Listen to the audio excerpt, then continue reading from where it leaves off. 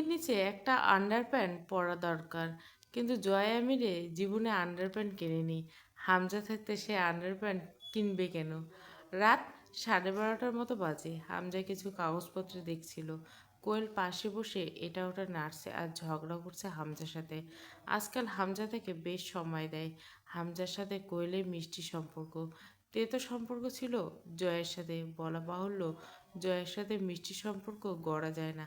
সাহেব, হামজা মাথা তুলে বলল, হুম। আপনার জাঙ্গিয়াটা খোলেন তো ভাই, তাড়াতাড়ি করে।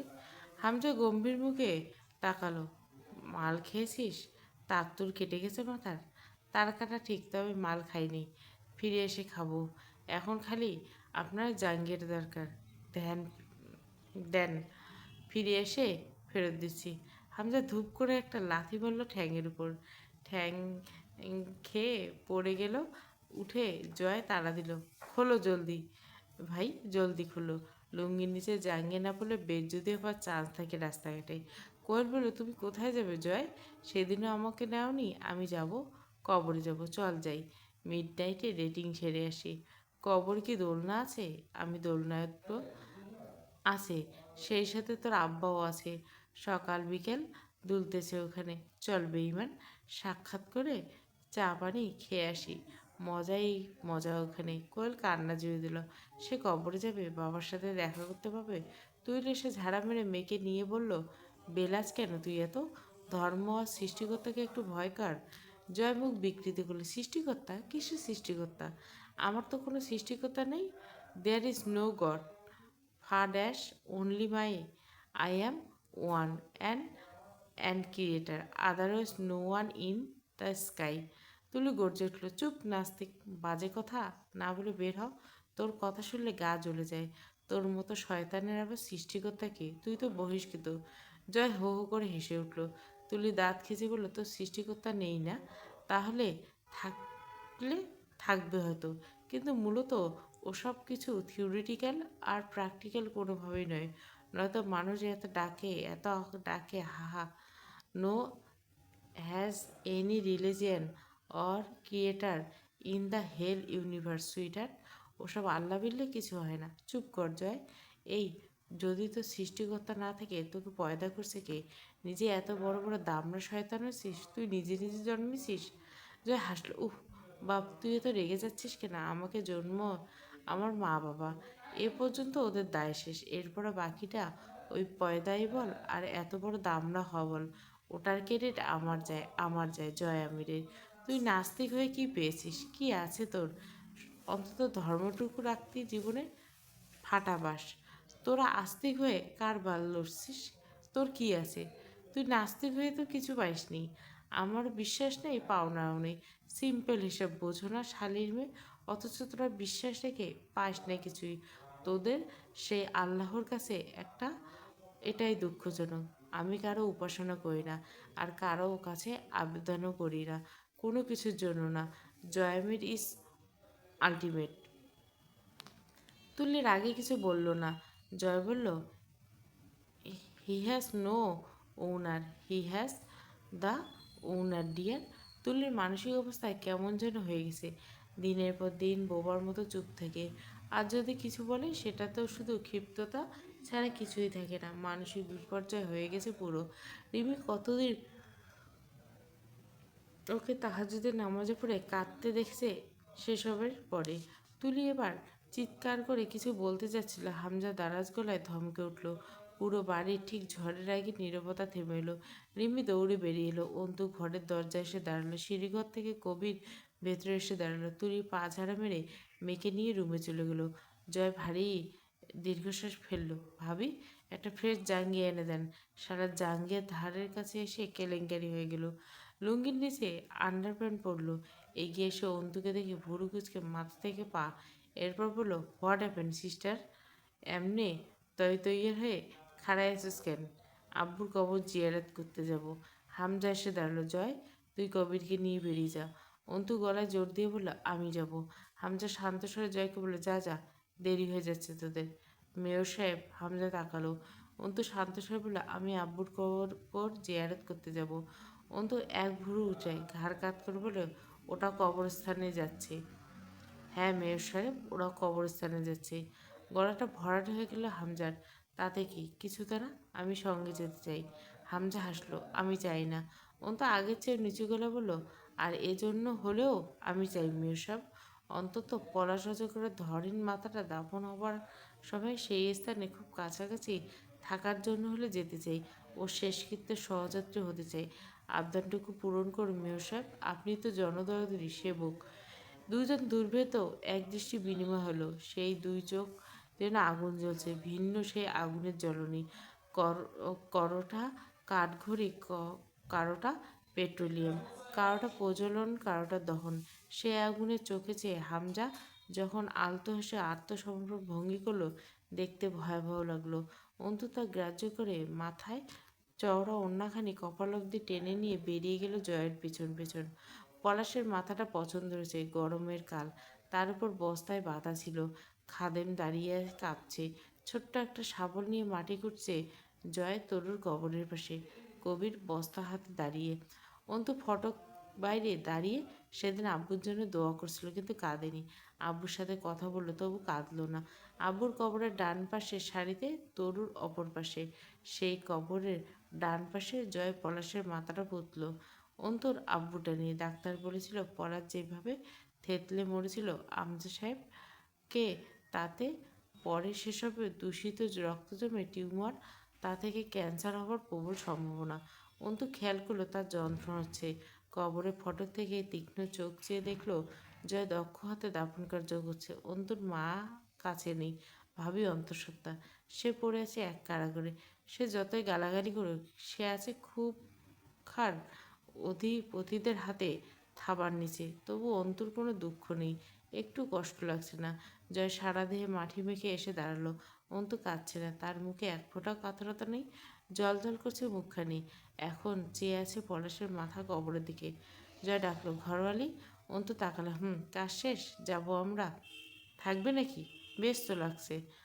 জয় হাসলো, অথচ তার খেয়াল অন্তুর নির্লিপ্ত মুখটার দিকে। তাতে সপ্তপর্ণে ফুটে আছে অদ্ভুত হাসি। এ অন্তু কেমন? শুধু প্রতিবাদী অন্তু বোধহয় সরল ছিল। সেই প্রতিবাদের সাথে এখন কি যুক্ত হয়েছে? আগের বারও এখানে এসে অন্তু পাগলের মতো কেঁদেছে। ফটকের বাইরে বিশাল পুকুর, তত্তরে পানি, আকাশে চাঁদ নেই, কালো হয়ে আছে। দুজন গিয়ে পুকুর পাড়ে বসলো। কবির জয়কে বলল, বাড়ি গিয়ে করকরা একখানা ঘুম দে যা। আপনাকে রেখে কেমনে? ওরে শালা, শোন কবির, ইমানদাররা পেছনে মার খায়, মনে রাখিস। কবির হাসে। একটু দূরে দাঁড়িয়ে সিগারেট ধরিয়ে তাকিয়ে থাকে ওদের দিকে। অসীম দূরত্ব দুজনের। এই দূরত্বর অস্তিত্ব অদৃশ্যে, আর এই দৃশ্যমান নৈকট্য তা অস্তিত্বহীন। চেয়ারের সাথে মাথাটা হেলে পড়ে আছে রূপকথার। মহিলা কনস্টেবল সে থুতনি চিপকে ধরে সোজা করে দিয়ে আরও পড়ে গেল। চুলের কয়েক গাছি উঠিয়ে নেওয়া হয়েছে। ডান হাতের তিনটে, বাঁ হাতের দুটো নখ উপড়ে ফেলা হয়েছে। রড দিয়ে পেটানো হচ্ছে অকথ্য গালিগালাজ, যেসব শুনলে কোনো সুস্থ মানুষ চুপ থাকতে পারে না। রূপকথা আরাম করে বসে সেসব শুনছে। মামলাটা জানায় তা। শীর্ষ সন্ত্রাস পলাশ অজগরের স্ত্রী এত মার খেয়েও মুখ খোলার নাম নেই। পাথরের মূর্তির মতো চুপ থাকে। পুলিশ অবাক হয়ে যায়। মেয়ে মানুষ এমন হয় না। প্রতিটা আঘাতে রূপকথা চোখ বুজে ফেলে। দেখে মনে হয় যেন অনুভব করছে কিছু মেলাচ্ছে। রূপকথা পলাশের করা আঘাতের সাথে পুলিশের আঘাত তুলনা করছে। এখন অবশ্য বুঝতে পারছে কোনটা যন্ত্রণাদায়ক বেশি। তার মনে হচ্ছে পলাশেরটা। কারণ পলাশ আঘাত করলে সে চিৎকার করতো, কাঁদতো, পুলিশের কাছে মুক্তি ভিক্ষা চাইতো। পুলিশ মারছে বা চেঁচাচ্ছে বা কাঁদতে ইচ্ছে করছে না, অলস লাগছে। আঘাতগুলো বিশেষ কিছু লাগছে। অন্তু একবার বলেছিল, আমজা সাহেব বলতেন, ব্যথার উপর ব্যথা দিলে আর ব্যথা লাগে না। ব্যথাহীন হবার শর্ত হলো ক্রমাগত ব্যথা পেতে থাকা ততক্ষণে, যতক্ষণ না ব্যথাটা আরও ব্যথার মতো অনুভূতি হয় না। আর কী বা আবার তাই বলো, সে ব্যথাহীন হয়ে গেছে। আশ্চর্য আরেকটা বিষয় আছে, তার মৃত্যুদণ্ড হতে পারে রাজন অজগরের কন্যা হওয়ার খাতিরে। কারণ বাংলাদেশের আইন সক্রিয় হয় পাপী ধ্বংসের পর। যতদিন পাপী পাপ করতে থাকে করুক, দোষ নেই। শুধু শুধু পাকড়াও করে পরিশ্রম করা আর শরীরে কেলানি খরচা করা, এটা বাংলাদেশের আইন বিরোধী। যখন পাপী মরে যায় অথবা দুর্বল হয়ে পড়ে, তখন তার পাপের মাল বাজেয়াপ্ত করা থেকে শুরু করে সব রকম আইনি পদক্ষেপ নেওয়া শুরু হয়। হিসেবে রূপকথা এখন ফাঁসি হতে পারে। রাজু নাজুকের সম্পত্তি কালোধান্দা সবটা নিয়ে চরম তোলপাড় শুরু তদন্ত শুরু হয়েছে। রূপকথা মৃত্যুকে ভয় লাগছে না, সে শুধু সময় কাটাতে চাইছে, যাতে ততটা সময় জয় পলাশকে ফুরিয়ে সবটা কাটিয়ে উঠতে পারে। চেহারা একদম ওপরে স্পটলাইটে অফিসের বাড়ি ঘেঁষে বসলেন। সেখানে অন্ধকার। রূপকথা ব্লাউজের হাতটা ছিঁড়ে গেছে, ফর্সা দেহে চামড়ার নিচে রক্ত জমাট বেঁধে তাও কোথাও চামড়া ফেটে রক্ত বেরিয়ে শুকিয়ে গেছে। সেই রক্তাক্ত খোলা দেহর দিকে বাড়ির লালসার চোখে চেয়ে রইল। মুখটা বিশ্রীভাবে আঘাতপ্রাপ্ত, তবুও তো সুন্দরী রূপকথা। বাড়ির ভেতরে তোলপাড় শুরু হলো। এটা পাপ নয়। রিমান্ডে 3rd ডিগ্রি টর্চারে নারী কয়েদিদের ধর্ষণেরও নজির আছে। ওসব কোনো ব্যাপার না, সব জায়েজ। বারিকের আদেশে লোহা একটা গরম রড করে আনা হলো। বাহানা করে রূপকথার ছেঁড়া ব্লাউজটি আরেকটু ফেরে আঁচল নামিয়ে দেওয়া হলো। লোহার রড গরম হয়ে আগুনে হালকার মতো লাল টকটকে হয়েছে। তা দেখে রূপকথার চামড়া ঠেকাতে ছ্যাঁত করে শব্দ করলো, নরম চামড়াটা গলে গেল। রূপকথা একটু আর্তনাদ করে উঠে দাঁতে দাঁত চেপে, এরপর ছ্যাঁকাটা রূপকথার বুকের স্পর্শকাতর অংশে ঠেকানো হলো। রূপকথা হাসলো। লোকে শুধু পলাশদের দোষ দেয়, বোকা বাঙালি। কত পলাশ আইন রক্ষাকারী ইউনিফর্ম পরে জীবন কাটাচ্ছে, তার খবর বোকা বাঙালি রাখবে? বাড়ি কি পলাশ নয়? ভাবনায় পড়ল রূপকথা। বাড়ি বোধহয় পলাশের চেয়েও খারাপ। পলাশ তো পাগল, পলাশ তো খারাপই, কিন্তু বাড়ি? রূপকথার বুকের মাংস অনেকখানি ঝলসে গলে গেল। হাতের বাহুতে তৈরি হলো মাংসের ক্ষয়। জ্ঞান হারিয়ে চেয়ারে হেলে পড়ে। উচিত ছিল মেঝেতে লুটিয়ে পড়া, পড়ল না। হাত পা কাঠের চেয়ারে বাঁধা। বাড়ি বিরক্ত হলো। এখন আবার হাসপাতালে সরাতে হবে। কাজ হলো না, কোনো তথ্য দিল না। বিয়ের কম বেশি 6 মাস পর অন্তু প্রথমবার হামজার কাছে ভার্সিটি যাবার অনুমতি পেয়েছিল। একদিন জয়ের সঙ্গে নিয়ে কিছু বই নিয়েছিল, আর এরপর অনুপস্থিতি ও বিস্তর পড়ালেখার ঘাটতি পড়ে গেছে। জয় কোথায় গেছে, তার কত কাজ চারিদিকে। কবির ড্রাইভিং করতে করতে হঠাৎ বলে, ভাবি একটা কথা বলুন, আপনি কি আমারই ঘেন্না করেন? আর কাকে কাকে করি? কবির থতমত খেয়ে পরে বলল, জয় ভাই, এর উপর আপনার ঘেন্না আছে আমি জানি, তুমি ভুল জানেন। কবির চক্ষুস্থিত পেছনে ফিরে তাকালো। অন্তুর অভিব্যক্তি নির্লিপ্ত। আপনি খুব অদ্ভুত, তাই নাকি? কবির আবার তাকালো একবার। অন্তু বলল, সামনে তাকিয়ে ড্রাইভিং করুন, নয়তো দুজনে সোজা পরকালে পৌঁছে যাব। কবির একটু লজ্জিত হলো। আমি কত বেয়াদবি করছি আপনার সাথে? ও কিছু না, ক্ষমতার ডাকলে কত কিছু করে লোক। ওসব আমাদের ধরতে আছে নাকি? ধরে কত খেসারত গেল দেখেছেন? আপনি কিছু করেননি, করেছে আপনার ক্ষমতা। আর আপনার ক্ষমতা কি, কে জানেন তো? কবির অবাক হয়ে যাচ্ছিল নতুন। এই নাইটির জন্য তার খুব খারাপ লাগে। ব্যাপারটা খুব অদ্ভুত, খুব সত্যি। যেদিন জয় নাইটির সম্মানকে মানুষের মাঝে হরিণ লুটের মতো বিলিয়ে দিচ্ছিল, সেদিন কবির এক অদ্ভুত জ্বালা উঠেছিল বুকে। আবার এটাকেও সত্যি যে জয়কে অন্ধের মতো ভালোবাসে, কিন্তু জয়ের খারাপ কাজ করলে তার খারাপ লাগে, তবু বাধা দেয় না। ভার্সিটির ফটকের সামনে গাড়ি থামিয়ে দ্রুত এলো কবির গাড়ির দরজা খুলে দিতে। অন্তু নিজে দরজা খুলে নেমে বলল, এসব আনুষ্ঠানিকতা দেখাবেন না আমার সঙ্গে। আমি বিশেষ কেউ নই, আগে ভার্সিটির পড়ুয়া, কোনো সাধারণ মেয়ে ছিলাম, আজও আছি। কোনো পাপিষ্ঠা ঘরের বউ হওয়াটা সম্মানে নয়। কবির মাথা নিচু করে আস্তে করে বলল, আমি ক্লাস শেষে নিতে আসবেন? অন্তু ভেতরে চলে গেল। কবিরকে দেখে ছেলেরা এগিয়ে এলো। জয় আমিরের খোঁজ চাইল। কবির তাকিয়ে দেখলো অন্তুকে। পরাগের সামনে 4জন কর্মকর্তা বসা, 2জনে কনস্টেবল দাঁড়িয়েছে। আজিম মালিথা জিজ্ঞাসা করলো, আপনার ভাইয়ের প্ল্যান কী ছিল? আউটডোর। দেশের বাইরে? না। তাই প্ল্যান ছিল? তাহলে এখন? বেঁচে নেই হয়তো। একে অপরের দিকে তাকালো। বেঁচে নেই মানে? মানে মরে গেছে। ইয়ার্কি মারছেন? পরাগ হাসলো। রিমান্ডে বসে কেউ ইয়ার্কি মারে? ওকে মেরেছে কে তা তো বলতে পারি না। পারেন না? পারবেন। কত না পারা হয়ে গেল এখানে। পরাগ চুপ রইল। তাহলে এটা কিভাবে বলতে পারেন বেঁচে নেই? না থাকারই কথা। আপনি শিওর? ওরকমই। হাসলো কর্মকর্তারা। আজিম অদ্ভুতভাবে মাথা দোলাল। মানে যে কোনো বিষয়ে 2 সত্যি নিশ্চিত থাকে। 1, সে ঘটনাটা নিজের চোখে দেখলে। 2, কাজটা সে নিজে করলে। পরাগ নির্বিকার বসে রইল। আজিম হাসলো। আপনার ক্ষেত্রে প্রথমটা হবার চান্স নেই, কারণ আপনি সেই রাত থেকে আমাদের হেফাজতে। হাত থেকে রক্ত পড়া অবস্থায় আপনাকে আটক করা হয়েছে। আর বাকিটা দ্বিতীয়ত, পলাশ অজগরকে আমি মেরেছি। সেটা তো আপনি বলবেন আমাদের। না, বল তা বলবো না। কেন? মিথ্যাচার হবে। উঠে দাঁড়ালো আজিম। নাটক পছন্দ না আমাদের? হেয়ালি সোনার চাকরি করি না আমরা। পরাগ হাসলো। এমন আরও কত কিছু করেন যেসব চাকরি করেন না আপনারা, বরং সেসব চাকরির দায়িত্ব বিরোধ। এটা শুনুন নাই স্যার, ভালোই তো। পরাগের ঘাট বরাবরের মতো বুটের লাথি পড়ল। মনে পড়ল গলার কোনো শিরা বুঝি ছিঁড়ে গেছে। চোখ অন্ধকার শব্দে। পরাগ অল্প হাসল। দাঁত নড়ে গেছে কয়েকটা। মাড়ি ফেটে নোনতা রক্ত গাল ভরা। গিলতে ঘেন্না হচ্ছে, তবু গিলে ফেলে বলল, ওকে মারার কারণ ছিল আমার কাছে, তবে আমার থেকে জোরালো কারণ থাকা মানুষের তো অভাব নেই পলাশের। তাই আমার চান্সটা মিস হয়ে গেল। ঘরের শত্রু বিভীষণ, তোর মতো ছোট ভাইয়ের কি জন্মান রাবণদের পেছনে আঙ্গুল দেওয়ার জন্য? হাসলো ওরা। পরাগ নিচু করে আলতো হাসলো। তা দেখা গেল না। থুতু করে উঠল।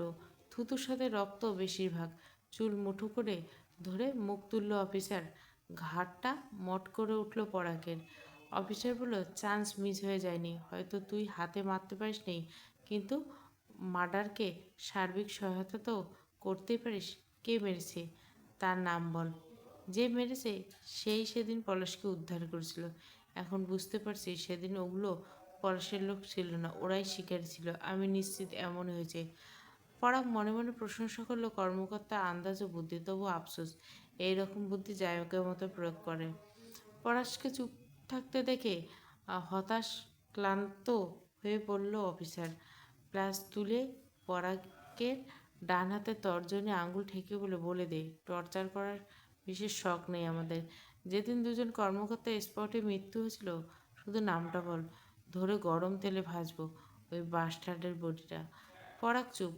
নখের মাথায় প্লাস বাঁধিয়ে একটানে নখটা তুলে আনলো আঙ্গুলের মাথা থেকে। আত্মনাদ পরাগ। শরীরটা বেঁকে গেল। এর চেয়ে মরণ ভালো। শরীরের যন্ত্রণাটা, মাথাটা ঝিমিয়ে এসছে। তার মাটাকে পলাশ কোথায় যেন লুকিয়েছে। ভয় ছিল পুলিশের কাছে সব গটগট করে বলে দিবে। পরাগের চোখের সামনে ভেসে উঠল সালমার মুখটা। সে মাকে খুব ভালোবাসে এমন নয়, তবে তার মা তাকে ভালোবাসে। যখন পরাগ মুস্তাকিন বনেছিল তখন রোজ কল করে খবর নিত, ঢাকায় থাকতেও তাই। সে যখন পলাশের পাপের দায়ে জেল খেটেছে, সালমা অনুরোধ করতে রাজনগর জামিন করেছিল পরাগের। অফিসার বলল, যা, তুই মনে মনেই তার নামটা নেই, আমি শুনে নিচ্ছি। বল, উচ্চারণ কর তো একবার। কর কর দেখি তোর মনের কথা শুনতে পাই কিনা। পলাশ চোখ বুজে অল্প হাসে, মনে মনে বারবার উচ্চারণ করে, জয়ামির জয়ামির জয়ামির, হামজা হামজা হামজা। অফিসে এবার নতুন পদ্ধতি অবলম্বন করলো। আলপিন দিয়ে পরাগের নখের উপর এলোমেলো খোঁচা দিতে লাগলো। নখের নিচে মাংসের স্বাদ থেকে আলাদা হয়ে উঠছিল নখগুলো। রক্তে ভেসে উঠল পরাগের। এতে সে জ্ঞান হবে না বোধহয়, মরবে না, তবে এই মুহূর্তে মরবে। নাম বল। পরাগ নিশ্চুপ। পরাগের সেলের সাথে হ্যাঙ্গারে উল্টো করে ঝুলিয়ে দেওয়া হলো। এক অদ্ভুত সমস্ত দেহের রক্ত মাথা মুখে ভর করলো। শ্বাস নিতে পারা যায় না। এই অবস্থায় হৃদযন্ত্রে রক্তের ঘাটতি, অক্সিজেনের ঘাটতি, পুরো শরীর রক্ত চলাচলে বিঘ্ন, শরীরটা অসাড় অবশ। অফিসার আবার বলল, নামটা বল, ছেড়ে দেবো এখনকার মতো। পরাগ হাত দুটো মাটির দিকে ঝুলে পড়ায় মাংসপেশিতে কঠিন টান ধরছে। দেহের সমস্ত ভর জড়ো হচ্ছে নিচের দিকে, সহ্যের মাত্রা ছাড়াচ্ছে। পরাগ জানে তার মৃত্যুদণ্ড। তার জীবনে পাপ আর দৃশ্যমান পাপের মতো দেখতে ভুল বোঝাবুঝি কম নয়। জয়ের নাম বলায় কোনো সমস্যা ছিল না তার, কিন্তু জয়ের কাজ ফুরোয়নি এখনো। জয় কাজবাজ সেরে মরগে। পরাগের কি? জয় বাঁচাতে চাইলে তাকে মারতে চাওয়া যেত। ও বেটা যখন জানি নিজে আত্মসমর্পণ করবে। পরাগের নাম বলতে ইচ্ছে করল না। সে বোধহয় জ্ঞান হারাচ্ছে। তাহলে সে সোনাই সোহাগা। যন্ত্র থেকে সাময়িক মুক্তি। চোখ বুঝে এলো।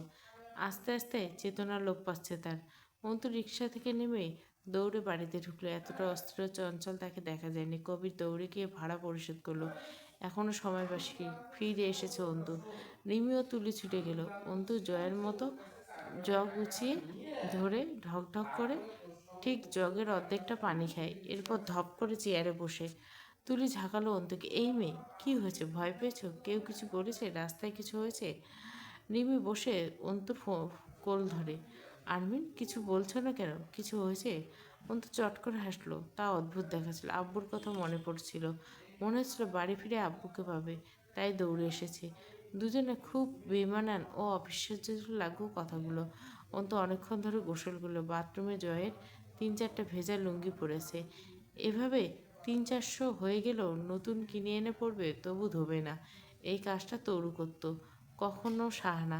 বিয়ে হয়ে বউ ভাতের দিন রিমিকে জয়ের লুঙ্গি ধুতে হয়েছিল। ভিজে পড়ে থেকে পিচ্ছিল হয়ে গেছে লুঙ্গিগুলো। অন্তু ধুয়ে দিল। গোসল শেষ করে জোহরের নামাজ শেষ দীর্ঘ হলো তার মোনাজাত। মহান প্রতিপালকের কাছে হাত তুলল, অনেকক্ষণ বসে রইল, কিন্তু কাঁদল না, ঠোঁটও নাড়ল না। তিনি অন্তর্যামী, তার কাছে আজহারি করার কী দরকার? বান্দার ভেতরে রক্তক্ষরণ তিনি দেখেন। বড় ঘরে পাহারা নিযুক্ত করা হয়েছে, সবগুলো দরজার পথে লোক মোতায়েন হয়েছে। অন্তু ফিরে এলো, সেদিন দুপুরে খেলো না। অন্তুর ভিতরে একটা সন্দেহ জেগে উঠছে। হামজা তাকে হঠাৎ ভার্সিটি যেতে দেবার অনুমতি ঠিকঠাক লাগছে না। দু ভাই ছাদে বসে অনেক রাত অবধি মদ খেলো। হামজা জিজ্ঞেস করলো, রূপকথার সঙ্গে দেখা করতে গেছিলি? কথা আপা কারাগারে সেফ না ভাই, কারাগার সেফটি প্রশ্ন না। দুজনে হাসলো। এক পাক গিলে শান্ত চোখে আকাশের দিকে তাকায় হামজা। জয়, কোন দিকে এগোচ্ছি আমরা? যদি একটু অত্যাধিক শব্দের মাধ্যমে বলতে চাও তো আমরা এগোচ্ছি কালগর্ভের দিকে। সময়ের গর্ভ? তাও তো সে সময় না, মহাসময়। দুজনে মাথা লয়ে হেলে দুলে হাসলো। হামজা সিগারেটের দুটো টান দিয়ে চোখে চোখ ডলে, রাতে খেয়েছিস? পেট ভরা ভরা লাগছে, মনে হচ্ছে ঢকঢক করে বমি হয়ে যাবে। গলায় আঙুল ঢুকিয়ে বমি কর, আজ আর গিলিস না। হামজা শুয়ে পড়লো শটান হয়ে। ছেলের বাড়ির রূপকথা জয়কে দেখে হেসেছিল। জয় জিজ্ঞাসা করলো, দিনকাল ভালোই তো? রূপকথা উঠে এসে ছেলের শিক ধরে দাঁড়ানোর চেষ্টা করে বলো, ভালোই তো, কেন এসেছিস? বেঁচে থাকতে ভালো লাগছে না? লাগবে না কেন? বেঁচে থাকার জন্যই তো বেঁচে থাকা। রূপকথা হাসপাতাল থেকে এনে ছেলে রাখা হয়েছে, বাহুতে ব্যান্ডেজ জন্য, ছেঁড়া নোংরা শাড়ি আঁচল মেঝেতে। সুন্দর মুখটা বিবর্ণ, অথচ ঠোঁট হাসছে, ভয়ানক রহস্যকেরা মলিন হাসি সে। সে অনেকক্ষণ তাকিয়ে রইল জয়ের চোখের দিকে। জয় চোখ ফেরাল না। খানিক বাদে আচমকা জয় হেসে উঠল, এক দৃষ্টি চেয়ে। রূপকথার বুকের ভিতর ছলকে উঠল সেই হাসিতে। শরীরটা শিরশির করে কেঁপে উঠল জয়ের চোখে তাকিয়ে। জয় তখন জোরে করে হেসে উঠল। রূপকথা এগিয়ে এসে সেলের ভেতর থেকে হাত বাড়িয়ে হাত ধরল জয়ের। কি করছিস তুই জয়? কি চাস জীবনে? এত প্রশ্ন কেন? জবাব দিলে হলো। না দিলে নয়। আসলে আমি কিছুই করতেছি না, লাইভ এনজয় করতেছি। কেন এসেছিস? এলাম ঘুরতে ঘুরতে জেলখানা একটা ভালো পর্যটন কেন্দ্র। হামজা সাহেব, সংসদে সিট পেলে দেখি একটা ব্যবস্থা করা যায় কিনা। দুজন বসলো, একজন সেলের ওপারে একজন এপারে, কিন্তু বসলো কাঁধে কাঁধ মিলিয়ে, মাঝখানে লোহার শিকের ফারাক। রূপকথা আচমকা বলল, তোর কি আমাকে দেখে কষ্ট হচ্ছে যায়? হচ্ছে তো, কষ্টে বুকটা ফাটে, পাতিলে হাড়ি কুত্তায় চাটে, এরকম ধরনের কষ্ট হচ্ছে। রূপকথা হাসলো। আমার স্বামীকে মেরে ফেলছিস? তোমার স্বামী? ছি, মেরে ফেলবো কেন? না মেরে ভালোই করছিস। জয় রূপকথার বাহুতে থকথকিত গলিত মাংসের দিকে চেয়ে রইল। ব্যান্ডেজে আলকা করে ফেলছে রূপকথা। জয় হাসলো। আমার নাম জানতে চেয়েছিল না? না। পলাশ কোথায় চা জানতে চেয়েছিল, আমার কাছেই ছিল। ও তথ্যটা মূলত দেওয়ার ছিল ওদের, ছেড়ে বললেই ছেড়ে দিত, কিন্তু বলতে ইচ্ছে করলো না। জয় গা দুলে হাসলো। জয় আমিরের উপর রক্তের ঋণ চাপিও না, চাপালে কি? অনবরত রক্ত ঝরে তার শরীর বয়ে কোথাও ঋণ পরিশোধ হবে না। তোর কাছে আছে কি, কি দিবি আমায়? তুই তো কাঙাল। তাও একটা সময় একটা চাকরি বাকরি করা লাগবে। সামনের পর বেকার বলে বদনাম ঝাড়ছ, মানবিকতার অভাব। খানিক চুপ থেকে রূপকথা বলল, কয় খণ্ড করছিস রে? মনে নেই এক্স্যাক্ট, কম বেশি 4-5। জয়ার দাঁড়ায়নি, চলে এসেছিল। টান টান হয়ে শুয়ে আকাশ দেখতে ভালোই লাগছিল, কিন্তু চোখ মুখ ঘোলা হয়েছে, হ্যাং ওভার ধরেছে। মাথার নিচে হাত দিল, আকাশের দিকে তাকিয়ে গান ধরল। ইট গামলায় ইট বানায়, চৌদিকে ভাটা সাজায়। হামজা নিচে নেমে এলো। প্রেশার বেড়ে গেছে বোধহয়। মদ্যপান নিষিদ্ধ তার জন্য। ঘরে ঢুকে দেখলো রিমি শুয়ে আছে। তাকে দেখে উঠল না, কথাও বলল না। মাথা ঝিমঝিম করছে। ঘরে শুতে ইচ্ছে করছে না, ইচ্ছে করছে দূরে কোথাও জঙ্গলে গিয়ে রাত কাটাতে। জয় ঘরে এলো 2টোর দিকে। অন্তু বসে মেঝেতে। জয় দেখেও না দেখার মতো করে ধূপ করে শুয়ে পড়ল। অন্তু কিছুক্ষণ পর ডাকলো, আপনার সঙ্গে কিছু কথা আছে। চুপ থাক, ঘুমাচ্ছি আমি। যা কথা পরে বল, এখন বলাটা দরকার। মুখ বন্ধ রাখ শালি, মাথা ঘুরছে খুব, ঘুমাবো আমি। অন্তু বসে রইল। তখন 2টো বাজছিল রাত। জয় ঘন্টা 2 মরার মতো ঘুমালো। চারদিকটার দিকে উঠলো। অন্তু বসে আছে ওভাবে। বিরক্ত হয়ে বলল, কী কথা কও? জয়নাল আমির আপনার চাচা না? ছোট চাচা। বলেছিলাম আমি। জাভেদ আমির থিওরিটিক্যাল আমার বাপ। বড় চাচার নাম? জয় ভুরু কুচকে ফেলছিল। ভার্সিটি গিয়েছিলে? গিয়েছিলাম। অদ্ভুত, জয়ের এমন অলৌকিক আন্দাজ শক্তির। একসময় ভীষণ অবাক হয়, এখন হয় না। মনে হতো জয় আধ্যাত্মিক ক্ষমতা জানে, মানুষের মন, পারিপার্শ্বিক ঘটনার সব তার সযত্নে। জয় লাফিয়ে নামলো খাট থেকে। জিন্নাহ আমির নামের কারো কথা বলছে ওরা? অন্তু বিস্ময়ে ভুরু চড়ল। নিজস্ব জিন পোষেন নাকি? জয় মাথা নাড়ল দুপাশে। অভিজ্ঞতা বেশি। ততটাই বোধহয় বেশি না যতটা চতুর আপনি। আমার বাপের বড় ভাইয়ের ছেলে। জিন্নাহ আমির? জয় আচমকা শক্ত হলো। হ্যাঁ। কারা আইছিল? কয়েকজন। কি বলল? মুরসালিন মোহনকে ছেড়ে দিতে বলেছে। তাহলে জিন্নাহ আমিরকে ফেরত দিবে ওরা। জয় খানিক চুপ থেকে মাথা ঝাড়া মেরে হাসল। জিন্নাহকে গুম করেছে আজ 2.5 বছর। বেঁচে আছে কিনা সন্দেহ। খানকির বাচ্চারা এখন নাম ভাঙিয়ে খাইতে চায়। শুয়োরের বাচ্চাদের কে বোঝায় জয় আমির গু খায় না? তার নাম কই? আনসার আলী মোল্লা বোধহয়। সাথে আর কে কে ছিল? অন্তু কথা বাড়ল না। গম্ভীর চোখ দুটি জীবনে কাতরতা।